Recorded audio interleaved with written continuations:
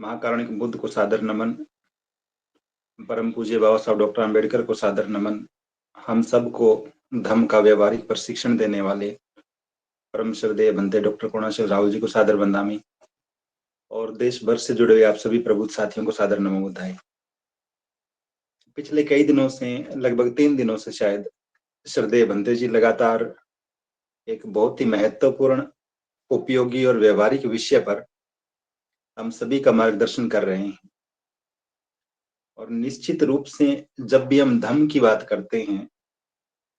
जब भी महाकारुणिक बुद्ध की बात करते हैं, स्वाभाविक रूप से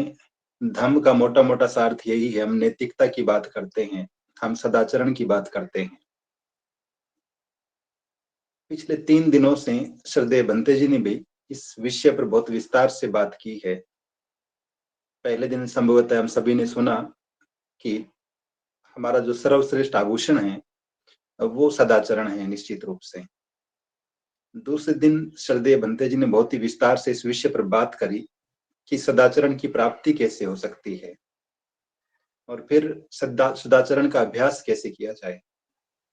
और आज भी श्रद्धेय बनते जी को इस विषय पर बात करनी थी कि सदाचरण किस तरह से हमारे समाज की पहचान बनाता है, किस तरह से पहचान बन सकती है सदाचरण के माध्यम से। तो बहुत व्यवहारिक दृष्टिकोण अपनाते हुए यदि हम बात करें, संभव है कुछ साथी ऐसे होंगे जो पिछले 3 दिनों की मीटिंग को न सुन पाए हों। मैं बहुत ही संक्षेप में ये स्पष्ट करूं कि सदाचरण का तात्पर्य क्या है, सदाचरण क्या होता है, विशेष रूप से धम्म के संदर्भ में। श्रद्धेय बनते जी ने भी बताया, बुद्ध और उनका धम्म में भी हम हर दिन पढ़ते हैं कि 3 चीजों के बारे में प्राथमिक रूप से महाकारुणिक बुद्ध ने बात की। एक, शरीर के सदाचरण के बारे में, हर वो व्यक्ति जो किसी भी प्रकार की हिंसा नहीं करता बल्कि मैत्री से भरा हुआ व्यवहार करता है, हर वो व्यक्ति जो चोरी नहीं करता बल्कि दूसरों की सहायता हेतु खुद और अपने संसाधनों सहित तत्पर रहता है, और हर वो व्यक्ति जो किसी भी प्रकार का व्यभिचार नहीं करता, तो हम कहते हैं कि ऐसा व्यक्ति शरीर से सदाचारी है। ठीक इसी तरह से वाणी के भी कुछ सदाचरण होते हैं। एक ऐसा व्यक्ति जो कभी झूठ नहीं बोलता, हमेशा सच बोलता है, कभी निंदा नहीं करता, कभी किसी के प्रति कटु कटु वचन नहीं बोलता, तो हम कहते हैं कि ऐसा व्यक्ति वाणी से भी सदाचारी है। और जब हम मन के सदाचरण की बात करते हैं, तो एक ऐसा व्यक्ति जिसके मन में किसी प्रकार का लोभ नहीं हो, किसी प्रकार का द्वेष नहीं हो, दूसरों के प्रति अहित की भावना जिसके मन में नहीं हो, तो हम कहते हैं कि ऐसा व्यक्ति जो है मन से भी सदाचारी हो गया है। तो सदाचरण का मोटा सा तात्पर्य ये है कि जब हम अपने मन, वचन और कर्म से, अपने शरीर से सदाचारी बन जाते हैं, अच्छे कर्म करने वाले बन जाते हैं, तब हमारी पहचान एक सदाचारी व्यक्ति के रूप में हो जाती है। अब सदाचरण के अभ्यास से समाज की पहचान कैसे बनती है? लोग आपको एक अच्छे और सच्चे बोध के रूप में तो जानते हैं व्यक्तिगत रूप से, लेकिन जब बहुत सारे लोग ऐसे सामूहिक गुणों के साथ समाज में दिखाई देने लगते हैं, तो निश्चित रूप से लोग इस बात के लिए प्रशंसा करने लगते हैं कि इस ग्रुप के लोग, इस सामाजिक समूह के लोग, इस धार्मिक समूह के लोग बहुत ही महत्वपूर्ण सद्गुणों वाले हैं, सदाचारी है। तो ओवरऑल एक पूरे समाज की पहचान उससे बनने लगती है। जब हम शील की बात करते हैं, आप में से बहुत सारे साथियों ने धम्मपद पढ़ा होगा। उसमें एक वर्ग है, एक सेक्शन है जिसे हम पुष्प वर्गो या पुष्प वर्ग कहते हैं। उसमें तथागत एक बड़ी महत्वपूर्ण गाथा कहते हैं। एक बार तथागत के जो असिस्टेंट थे आनंद, वो ध्यान कर रहे थे सावत्थी में। जिस जगह पर बैठकर वो ध्यान कर रहे थे, उसके आसपास ही बहुत सारे फूलों के पौधे लगे हुए थे। तो आनंद तक बार बार हवा के साथ उन फूलों की खुशबू, सुगंध भी पहुंच रही थी, और वो मन ही मन सोच रहे थे कि ये पुष्प कितने सुंदर है, कितनी अच्छी खुशबू देते हैं, इनकी सुगंध कितनी अच्छी है। और बार-बार उनका ध्यान जो है वो अपनी ध्यान साधना से भी हट रहा था, लेकिन उसके बाद भी वो अपने आप को आनंदित महसूस कर रहे थे। ध्यान साधना का समय खत्म होने के बाद जब आनंद तथागत के पास जाते हैं, तो पूछते हैं कि तथागत, आज जब मैं ध्यान साधना के लिए बैठा, तब उन फूलों की खुशबू हवा के साथ बार-बार मेरे नाक तक आ रही थी और मैं आनंदित भी महसूस कर रहा था। मेरे साथ ऐसा क्यों हो रहा था? मेरा मन ध्यान साधना में क्यों नहीं लग रहा था? क्या उन फूलों की महक, उनकी खुशबू, उनकी सुगंध इतनी महत्वपूर्ण है, इतनी तीव्र है कि मैं अपने आप को ध्यान साधना से दूर करता जा रहा था? तब तथागत एक बड़ी महत्वपूर्ण देशना देते हुए कहते हैं, एक सुंदर सी गाथा कहते हैं कि आनंद फूलों की खुशबू, चाहे वो चमेली का हो, चाहे चंदन का हो, उनकी खुशबू हवा के साथ-साथ ही जाती है। जिस दिशा में हवा बहती है, उसी दिशा में फूलों की सुगंध जाती है। लेकिन जब कोई व्यक्ति शीलवान होता है, जब कोई व्यक्ति सदाचारी होता है, तो उसके अच्छे आचरण की खुशबू, उसके अच्छे आचरण की सुगंध चारों दिशाओं में फैलती है। तो इस तरह से फूलों की बजाय, चमेली के पुष्प की बजाय सदाचारी बने रहना, शीलवान बने रहना बड़ा महत्वपूर्ण होता है। तो जब हम सदाचरण की बात कर रहे हैं, बौद्ध समाज के संदर्भ में, इस समाज की कैसे पहचान बनती है, तो एक ऐसा व्यक्ति जो कभी हिंसा नहीं करता, एक ऐसा व्यक्ति या पूरा का पूरा समूह है जिसकी एक धार्मिक पहचान है, धार्मिक पहचान है, वो कभी चोरी नहीं करता, कभी झूठ नहीं बोलता, तो निश्चित रूप से लोग बहुत ही सम्मान के साथ उस समूह को देखने लगते हैं और सब लोग इस बात में भरोसा करने लगते हैं कि फलां समुदाय के लोग बहुत सच्चे होते हैं, अहिंसक प्रवृत्ति के होते हैं, ये लालची नहीं होते हैं, मानसिक शांति को धारण किए हुए रहते हैं। एक उदाहरण यदि मैं आपसे साझा करना चाहूँ, हम दुनिया भर में देख रहे हैं, भारत में परिस्थितियाँ थोड़ी-सी अलग है, जहाँ हम जब भी मेडिटेशन की बात करते हैं, विपश्यना की बात करते हैं, तो यहाँ जिस व्यक्ति ने ध्यान साधना को, विपश्यना को लोकप्रिय बनाया, संभवतः उनके मन में ये ख्याल रहा होगा कि बिना किसी विरोधाभास पैदा किए, बिना किसी विवाद को पैदा किए और विशुद्ध रूप से महाकारुणिक बुद्ध की बात करने की बजाय हम थोड़े से संतुलित होकर ध्यान साधना के सेंटर खोलते हैं और इसी बात से प्रेरित होकर देश भर में जगह-जगह पर विपश्यना या ध्यान साधना के केंद्र खुल गए। लेकिन दुनिया के दूसरे हिस्सों में जाकर जब हम ध्यान साधना की बात करते हैं, अपनी मानसिक शांति के लिए दुनिया भर के लोग, बड़े-बड़े बिजनेसमैन, बड़े-बड़े राजनेता, तमाम प्रकार के लोग जहाँ मानसिक शांति के लिए, ध्यान साधना के लिए आते हैं, तो निश्चित रूप से वो केंद्र, उनकी पहचान महाकारुणिक बुद्ध के साथ जुड़ी हुई है। उनकी पहचान धम्म के साथ जुड़ी हुई है विशुद्ध रूप से। तो ऐसे में जब भी किसी व्यक्ति को अपने लोभ पर नियंत्रण स्थापित करना हो, जब भी किसी व्यक्ति को अपने मन में उत्पन्न हो रहे द्वेष को खत्म करने की बात आती हो, जब भी कोई व्यक्ति ये चाहे कि मेरे मन में किसी भी प्रकार का अकुशल भाव उत्पन्न हो, तो ऐसे तमाम लोग महाकारुणिक बुद्ध की शरण में आते हैं, धम्म की शरण में आते हैं। और ये इस बात को बताता है कि जो लोग सच में मन से सदाचारी हैं, उनके प्रति पूरी दुनिया में आकर्षण है, पूरी दुनिया उन्हें सम्मान की भावना से देखती है, पूरी दुनिया उन्हें श्रद्धा की दृष्टि से देखती है। एक और बहुत ही छोटा-सा उदाहरण मुझे याद आ रहा है। 2018 में रूस में फुटबॉल का वर्ल्ड कप चल रहा था। दुनिया भर की टीमें, चूँकि फुटबॉल खेलने वाले देशों की संख्या बहुत सारी है, तो बहुत सारे देशों की टीम वहाँ आकर अपने-अपने मैच खेल रही थी। और पहली बार ऐसा हुआ कि जापान की फुटबॉल टीम ने टॉप 16 टीमों में जगह बनाई और वो मैच बेल्जियम के साथ होना था, अगला मैच, जिससे ये तय होना था कि एशिया की कोई टीम अगली स्टेज में पहुंचेगी या फिर बाहर हो जाएगी। और संयोग कहें इसे या बेल्जियम टीम के अच्छे प्रदर्शन कि जापान की टीम जो है इस मैच को हार गई। सामान्यतः जब किसी भी देश की किसी भी खेल की टीम हारती है तो पूरा देश तो निराश होता ही है। सबसे ज्यादा निराशा स्टेडियम में बैठे हुए मैच देखने वाले दर्शकों को होती है, क्योंकि वो अपनी आंखों के सामने सब कुछ देख रहे होते हैं। बहुत बार हम देखते हैं कि जो टीम हार जाती है या फिर जो हारने वाली होती है, उसके दर्शक भी जो विरोधी टीम होती है उसके खिलाड़ियों के प्रति उल्टी सीधी टिप्पणियां करने लगते हैं, उन्हें उकसाने लगते हैं। कई बार तो मैदान में बोतलें फेंकने जैसी घटनाएं तक हो जाती है। लेकिन जापान की टीम जब मैच हार गई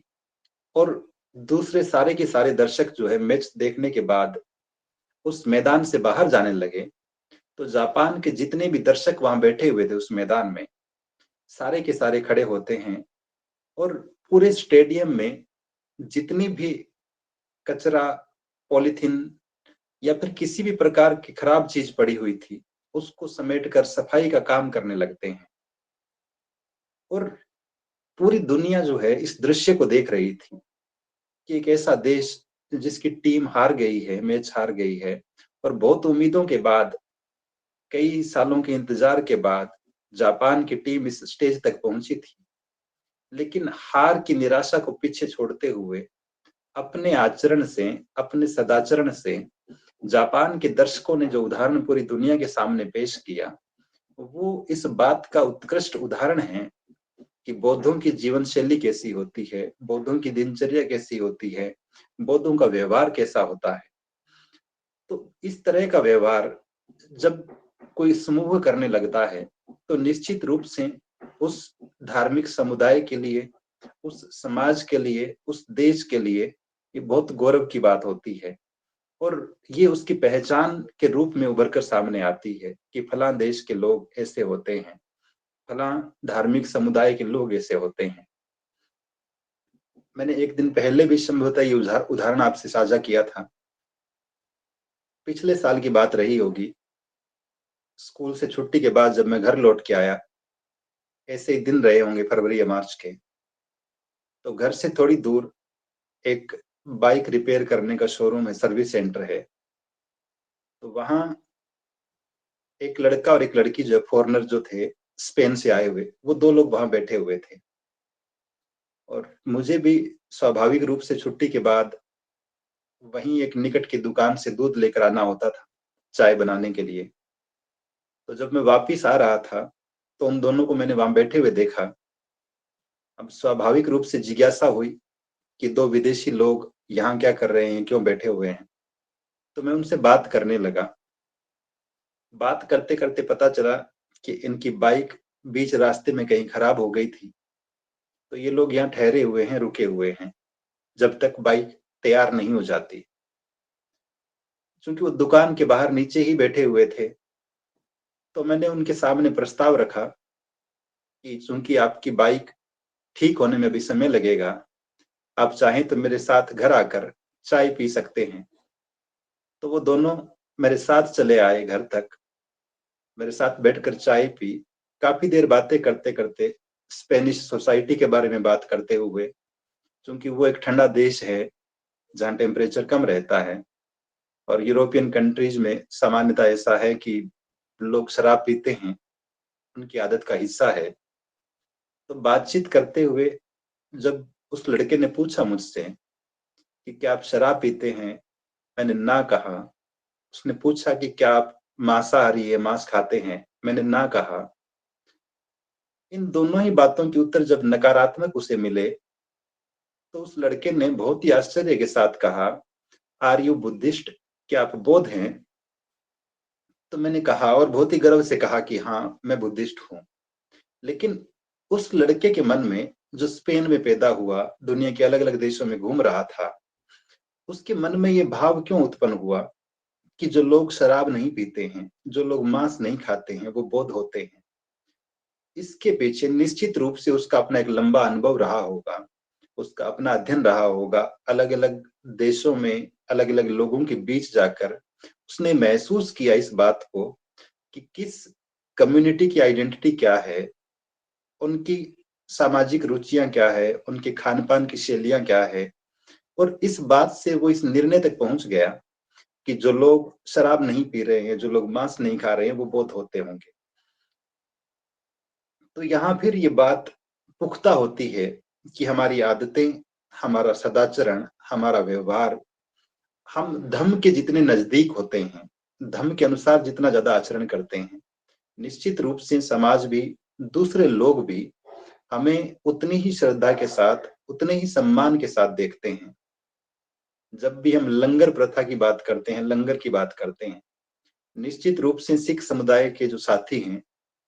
उनका चेहरा हमारे दिमाग में आने लगता है, क्योंकि देश भर में निस्वार्थ भाव से जो लोग जरूरतमंद लोगों को खाना खिलाने का काम कर रहे हैं, उस श्रेणी में उनका जो क्रमांक है वो सबसे आगे आता है। तो ये पहचान स्वतः ही स्थापित हो गई पूरे देश में कि रेलवे स्टेशन हो, कि गुरुद्वारा हो, या फिर अन्य किसी स्थान पर, सड़क पर भी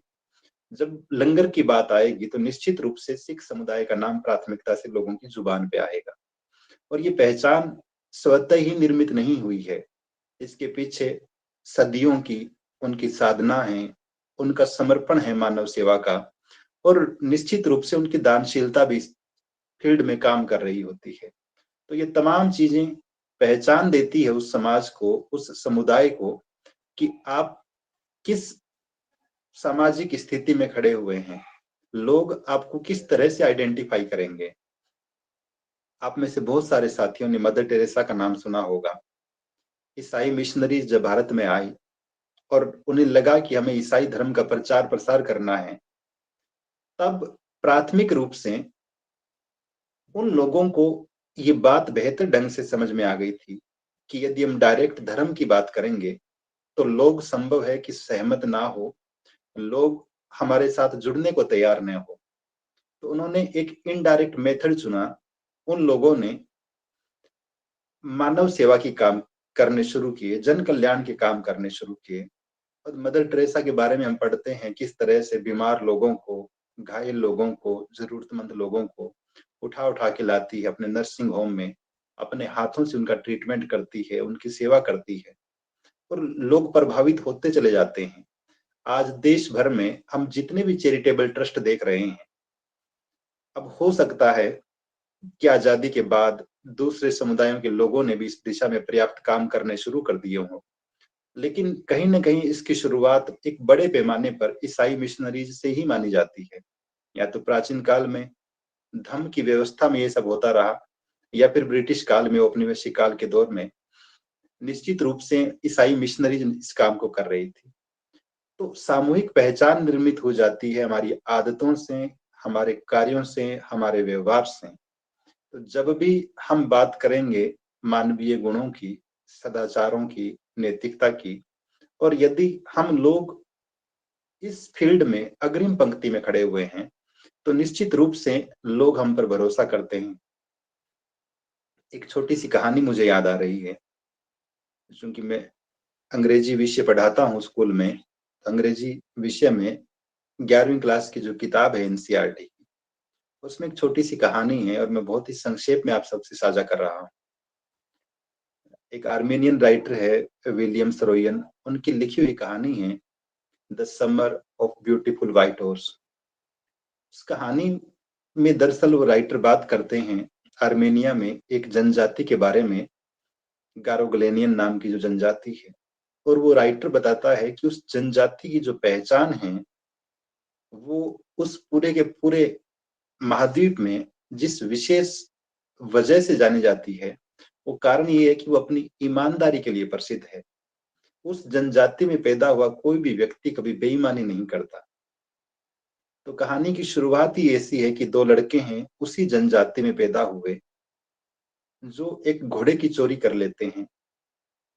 और उनके मन में ये लालच आता है कि हम इतने गरीब हैं कि कभी घोड़ा खरीद नहीं पाएंगे, लेकिन ऐसा कर लेते हैं कि जब हमने ये घोड़ा चुरा लिया है तो 2-4 महीने इसकी सवारी करेंगे, अच्छे से घुड़सवारी सीखेंगे। तो वो दोनों लड़के अंधेरे में जाते हैं, घोड़े की सवारी करते हैं, और दिन निकलने पर घोड़े को कहीं छिपा के अपने घर लौट आते हैं। कई दिनों तक जब घोड़े के मालिक को वो घोड़ा नहीं मिलता, तो वो उसी जनजाति के एक मुखिया के पास जाता है, जो उन लड़कों के परिवार से ही था, और कहता है कि मेरा घोड़ा चोरी हो गया है, कई दिनों से मिल नहीं रहा है। और ये किसान जिसका घोड़ा चोरी हुआ था, वो जब अपने घर की ओर लौट रहा था खेत के रास्ते में, तो संयोग से ऐसा होता है कि वो दोनों लड़के भी घोड़े को लेकर सामने से आ रहे थे। अब घोड़े का मालिक अपने उस खोए हुए घोड़े के सामने है, लेकिन लगाम जिन दो लड़कों ने पकड़ रखी है, वो उस गारोगलेनियन जनजाति से आती है, जो अपनी ईमानदारी के लिए प्रसिद्ध है, जो कभी चोरी नहीं करती। तो वो किसान जिसका नाम जॉन बायरो था, वो बहुत ही गहराई के साथ घोड़े के चारों तरफ चक्कर काटते हुए देखता है कि ये घोड़ा कहीं मेरा तो नहीं है। उसको लगभग ऐसा आभास होता है कि ये घोड़ा तो मेरा ही है, लेकिन उसके बाद भी वो अपने इस भरोसे को ठीक नहीं मानता और मुंह खोलकर घोड़े का मुंह देखने लगता है। और दांत देखने के बाद जब उसको फिर लगता है कि लग तो यही रहा है कि घोड़ा मेरा है, लेकिन फिर अपने इस संशय को दूर करते हुए वो किसान उन दोनों लड़कों से कहता है कि यदि तुम दोनों लोग उस गारो-गलेनियन जनजाति से नहीं होते, तो मैं बहुत दावे के साथ कह सकता था कि ये मेरा ही घोड़ा है, जो पिछले दिनों चोरी हो गया था। लेकिन चूंकि तुम दोनों उस जनजाति से आते हो, इसलिए मैं ये बात मान नहीं सकता कि तुम लोग चोरी कर सकते हो। संभवतः ये घोड़ा मेरा जो घोड़ा था, उसका जुड़वा भाई रहा होगा। ये कहकर वो चला जाता है। बाद में ये दोनों भाई घोड़ा लौटा भी देते हैं, लेकिन उस किसान जॉन बायरो का ये जो कथन है कि यदि तुम दोनों उस जनजाति से नहीं होते, तो शायद मैं मान जाता कि घोड़ा चोरी किया हुआ है और मेरा ही घोड़ा है। तो ये एक सेंटेंस अपने आप में इस बात करता है, जो लोग किसी एक सद्गुण में महारत हासिल कर लेते हैं, किसी एक सद्गुण को पीढ़ी दर पीढ़ी अपनी जीवन शैली का हिस्सा बना लेते हैं, निश्चित रूप से वो पूरे समूह की पहचान बन जाता है, पूरे समाज की पहचान बन जाता है। और ऐसी पहचान कभी ध्वस्त नहीं होती। ऐसी पहचान पीढ़ी दर पीढ़ी ट्रांसफर होती रहती है, और लोग उस समाज को उसी श्रद्धा के साथ, उसी भरोसे के साथ, उसी निष्ठा के साथ देखने लगते हैं। आज जब हम बौद्ध समाज की बात कर रहे हैं, विशेष रूप से श्रद्धेय भंते जी के कुशल नेतृत्व में धम्मभूमि द्वारा बौद्ध आचार संहिता समाज को समर्पित किए जाने के बाद का जो समय है, उसके बाद से यदि हम बौद्ध समाज के विषय पर बात करें, तो ये चीज और महत्वपूर्ण हो जाती है। ये विषय, ये विचार और महत्वपूर्ण हो जाता है कि आखिर बौद्धों की पहचान क्या हो। और धम्मभूमि के मंच पर आकर श्रद्धेय भंते जी की देशनाओं, उनके प्रशिक्षण का ये प्रभाव तो हम देख रहे हैं कि न केवल पुरुषों में, बल्कि महिलाओं तक ने इस बात को बेहतर ढंग से समझा है कि शरीर की सुंदरता, जीवन की सुंदरता किसी भी प्रकार के आभूषण से नहीं है, वो गहनों से नहीं है, किसी भी प्रकार के प्रतीक से नहीं है, सौंदर्य प्रसाधन की सामग्री से नहीं है, बल्कि शरीर की सुंदरता, हमारे जीवन की सुंदरता निश्चित रूप से शीलवान होने में है, सदाचारी होने में है, सद्गुणों का संवर्धन करने में है। तो अनेक धार्मिक स्थानों पर जो दूसरी व्यवस्था से जुड़े हुए हैं, हम बहुत बार ऐसा देखते हैं कि जब कोई व्यक्ति, कोई परिवार किसी धर्म स्थल पर जाता है, और बचपन में ये अनुभव आप सभी के रहे होंगे, और कुछ लोग देर तक जुड़े रहे होंगे उस व्यवस्था से, तो पिछले कुछ सालों तक भी महसूस किया होगा इस बात को कि जब भी हम किसी ऐसे तथाकथित धर्म स्थान पर जाते हैं, मन में सबसे बड़ा जो संशय बना रहता है उस परिसर में जाने के बाद भी, वो ये रहता है कि कहीं मेरी चप्पलें चोरी तो नहीं हो जाएगी, कहीं मेरे जूते चोरी तो नहीं हो जाएंगे। कितने ही लोग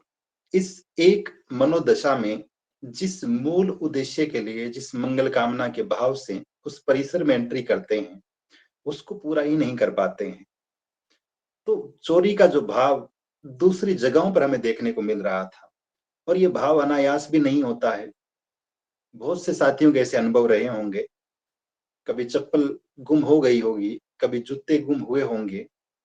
कोई किसी का पहन के चला गया, कोई किसी का पहन के चला गया। यहाँ तक भी देखने को मिलता है कि महिलाओं के आभूषण जो है वो चोरी हो जाते हैं, उनके गहने चोरी हो जाते हैं। ये भी हम देखते हैं कि महिलाओं के साथ छेड़छाड़ तक की घटनाएं भी होती है। कई बार ऐसी स्थितियां भी निर्मित हो जाती है कि मारपीट की नौबत तक चली आती है, हिंसक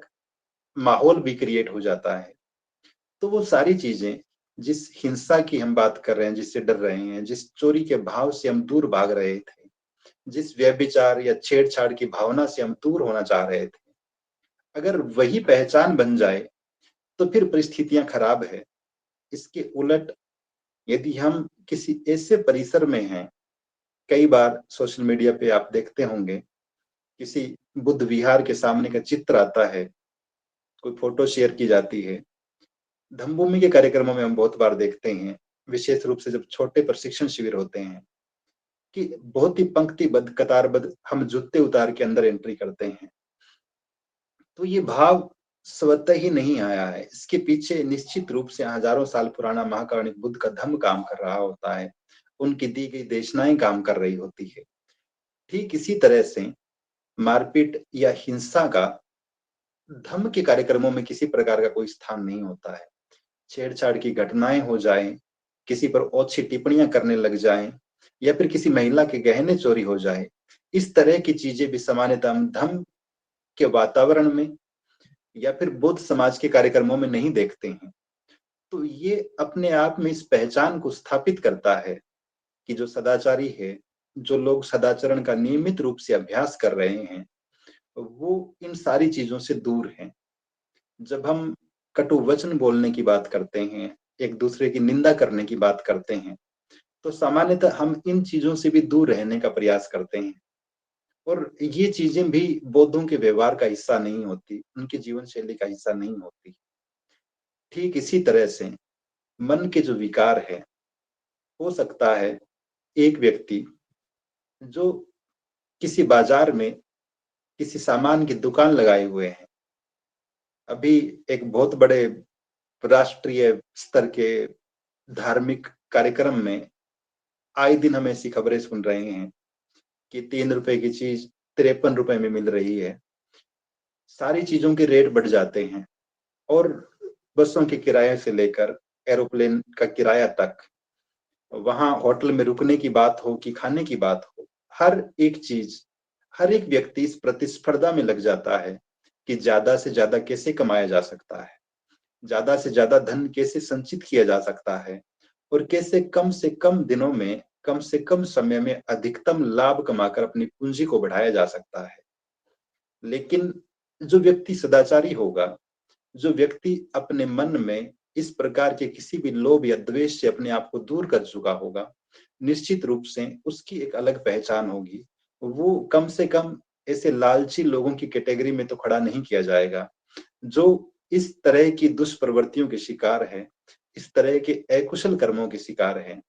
तो ये सारी चीजें जो धम्मभूमि में निरंतर सीखने को मिली, वो सारी चीजें जो श्रद्धेय भंते जी की सद प्रेरणा से,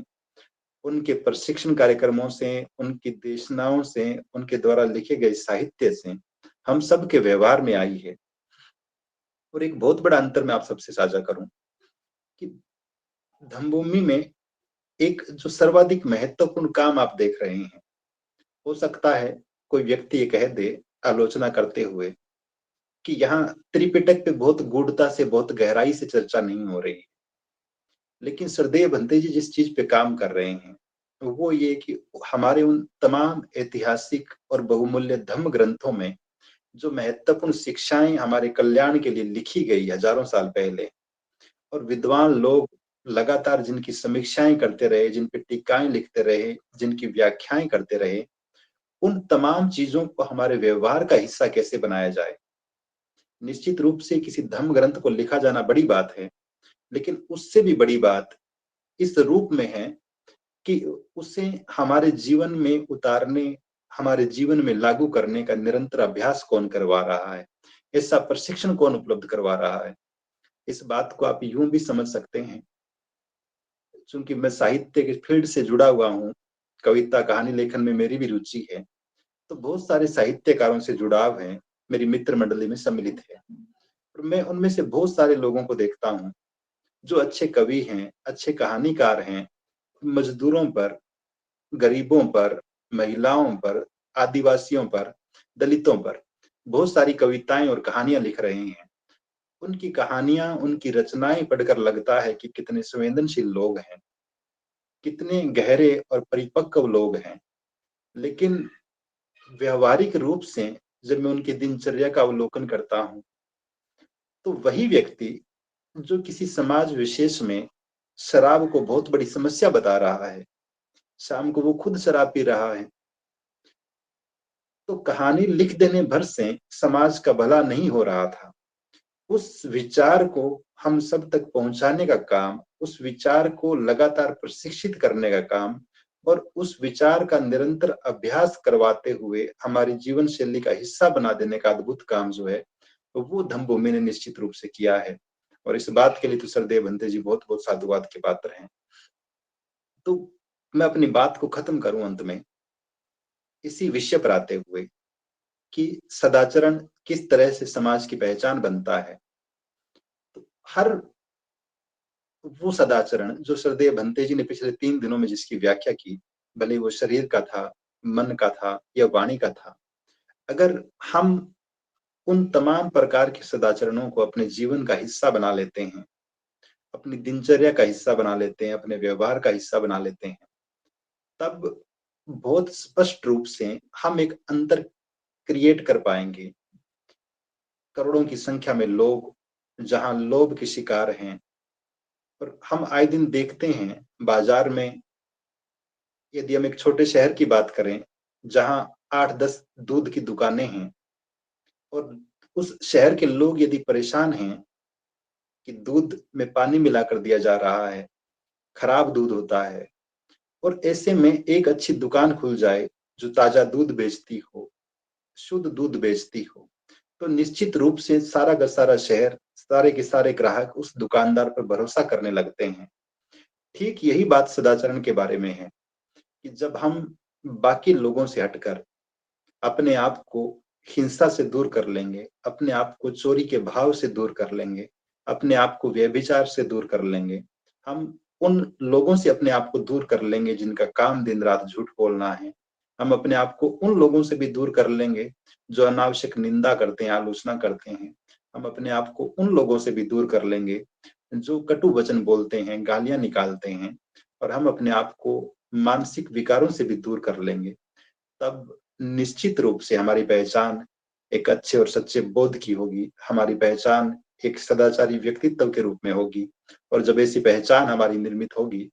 तो निश्चित रूप से हमें जो भी लोग ऑब्जर्व करते हैं, जितने भी लोग हमें देखते हैं, तो वो कहना शुरू कर देंगे कि बौद्ध समाज के लोग ऐसे होते हैं। ठीक उसी तरह से जैसे कल्पना महाकारुणिक बुद्ध भिक्षु संघ या भिक्षुणी संघ के माध्यम से कर रहे थे, उनके सदाचरण के बारे में, उनके कुशल कर्मों पर किसी भी व्यक्ति को कोई संदेह नहीं होता था, क्योंकि उनका प्रशिक्षण इतना गहरा था, उनका अभ्यास इतना गहरा था, उनका आचरण इतना परिपक्व था, इतने सदाचारी वो थे। तो ठीक उसी भाव में आकर जब कोई ये देखे कि बौद्ध कैसे होते हैं, तो पहचान ये नहीं झलकनी चाहिए कि बौद्ध वो होते हैं जो देवी देवताओं को नहीं मानते, जो भगवान को नहीं मानते, जो आत्मा को नहीं मानते, जो स्वर्ग नरक को नहीं मानते, बल्कि बौद्धों की पहचान उनके शील है, बौद्धों की पहचान उनका सदाचरण है, बौद्धों की पहचान उनकी नैतिकता है, धर्म में उनका गहरा विश्वास है। तो इस पहचान के साथ जब हम आगे बढ़ेंगे, अपने जीवन को ढाल लेंगे, तो निश्चित रूप से दुनिया भर के लोग हमारे व्यवहार को तमाम प्रकार की शंकाओं और संदेह से दूर करके देखेंगे, और वही सही मायने में अच्छा और सच्चा बौद्ध बनना होगा, एक सदाचारी, श्रेष्ठ और प्रबुद्ध मनुष्य बनना होगा। मैं अपनी बात को यहीं विराम दे रहा हूँ। उम्मीद करता हूँ कि आप सभी ने ध्यानपूर्वक सुना होगा। आप सभी को बहुत बहुत साधुवाद। सुरदेव बंते जी को सादर वंदना।